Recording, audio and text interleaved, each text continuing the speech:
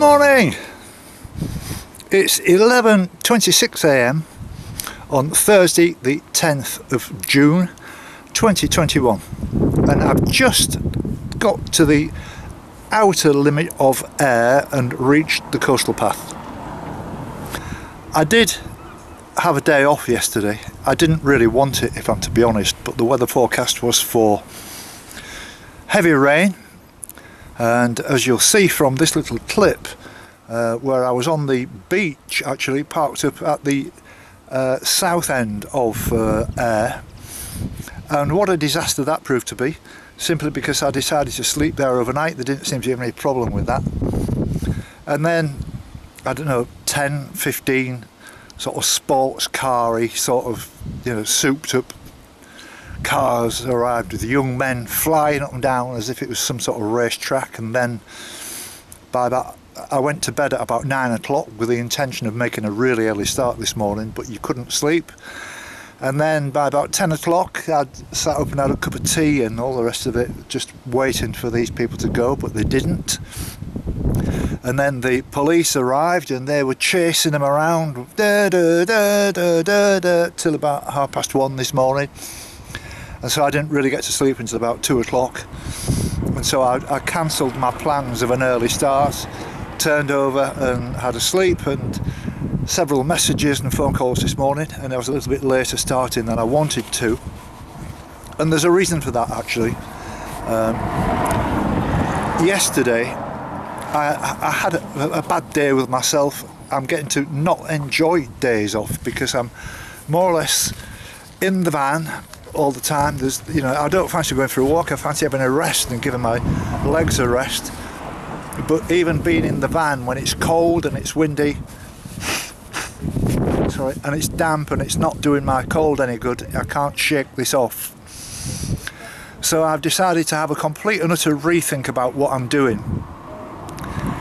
I'm not packing in, but I'm going to be changing things. Actually, I've made a decision, and that's been brought on by a telephone conversation that I had with a very lovely lady who lives in Port Glasgow called Chris, and she said, get yourself through here and have a couple of days rest and wash your clothes, get yourself cleaned up and all the rest of it. She says, just come when you're ready, just give me a call to say that you're coming, but you can come any time if it gets a bit too much or what have you. She's been watching your films, I understand exactly where you are.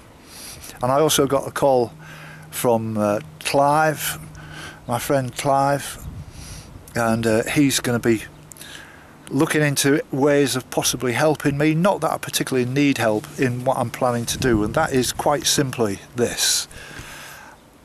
I'm 73 next month. I'm going to be walking up to Glasgow, Port Glasgow, like today, in small chunks. And I've looked at the map. I spent a lot of time looking at the map yesterday, and when I get to the north of Port Glasgow, that's where, when I say the fun begins, that's where it becomes almost impossible for me to make any plans other than on a day-to-day basis as far as walking goes. And so, having walked all this way from Carlisle, probably 250 miles, and I've still got to get to Port Glasgow yet, which is about a 7-day walk away, even though I might pop up and stay with Chris beforehand and have a couple of days off, because there's no massive improvement in the weather forecast, and that is destroying me. It's making my work so hard. My leisure batteries are flat. I've said this so many times now. The sun isn't shining to charge them up. I'm only doing in my van the same distance as I do in a walk in a day, which is maybe 8 to 10 to 12 miles or something, so that's not putting any charge in them, which means I've got to run the engine to make a film, and that could be for up to 2 hours. That is costing me a lot of money, and I'm spending more on diesel than anything else. And so what I'm going to do is I'm simply going to drive from Port Glasgow. I'm going to take a ferry, go across to Dunoon, and I'm going up the west coast in my van, and there will be walks for me to do within that period of time around Fort William, around all of the places up the west coast, because I know you people like Scotland, and I know you like the scenery, and I know you like these films of me walking, but I've done like 25 days of road walking now, and I've had enough of it, and the thought of carrying on road walking, whether there's traffic or not, it's not for me. I didn't do this walk to do road walking. I'd rather pack in, walk in here, and go back to the east coast and walk from Berwick to John O'Groats again up the east coast, because that was a proper coast path most of the way. This is not. I don't know why this appeals to walkers, to walk up the Scotland west coast from Carlisle to Ayr, where I'm at now. And as I get further north, as I say, there isn't going to be a proper designated coast path. If you've walked the southwest coastal path or the Pembrokeshire coastal path, you'll know exactly what I mean. This couldn't be far more removed from that. This is just not like that. It's not for me. I've had enough of it. And more importantly, the dangers of getting run over, which are high. And also, as I say, I'm 73 soon. I'm going to wear my knees out with all this road walking. I might end up by the time I'm 75, 76 with very bad knees. I don't want that. I still want to be able to walk properly and enjoy all the things that I like doing, like playing bowls as an example. I don't want to do myself any harm, and so it's got to end. And trust me that I know what I'm doing in terms of what I want to show you, and the places I want to show you, and the popular places and all the rest of it. And I'll be going, you know, people say, well, oh, it's a lovely, the 120-mile walk, you know, you've got Loch Ness and all that. Well, I've driven that before, and that's not for me, and that we're packed with camper vans and God knows what. You won't be able to get in cafes, pubs or anything. So I'm going to take the quiet route and just travel along 30, 40, 50 miles an hour on my own kind of thing. And when I want to do some walking, I will do some walking, and I'll catch a bus. I'll study the bus timetables and put as much walking into this as I possibly can. But there's no way am I going to be able to walk 400 miles from here to John O'Groats again. No way at all.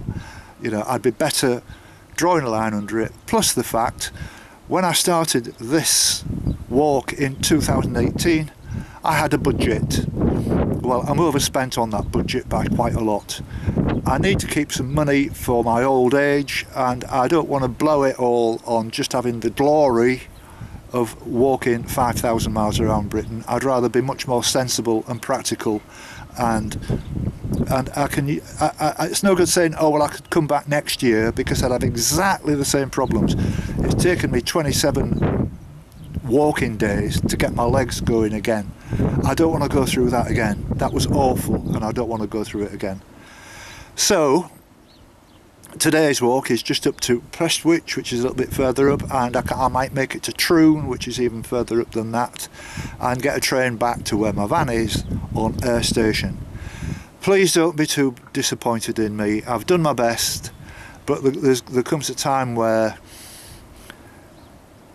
it's become a bit of a love-hate relationship now, this, to be honest with you. Sleeping in the van, it's damp, my computer's not working properly, you know, it's bringing all kinds of problems, and if, you know, if I'd have known that June was going to be like this, I wouldn't have even bothered. But I've done my best to keep going. I've got other issues on my mind. I've got far too much to tell you, really, in terms of what's going on in my marriage. I'm still wearing my wedding ring. I'm still hoping we're going to get back together one day. Trisha's still looking after her 97, 98, 99-year-old father, and she's not answering the phone to me now. She wants to be left alone, which is sad.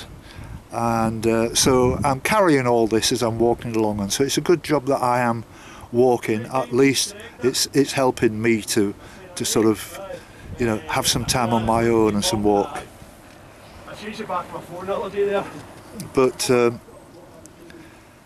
thanks for being my friend. I hope you stay with me. I promise you there's still a lot of life left in me yet, and my camera. and I can still produce a good walk of Scotland, but it's going to be a van ride come road walk, and that to me seems the most sensible thing to do. And I hope you sit and digest it for a minute and give me your support. Thank you.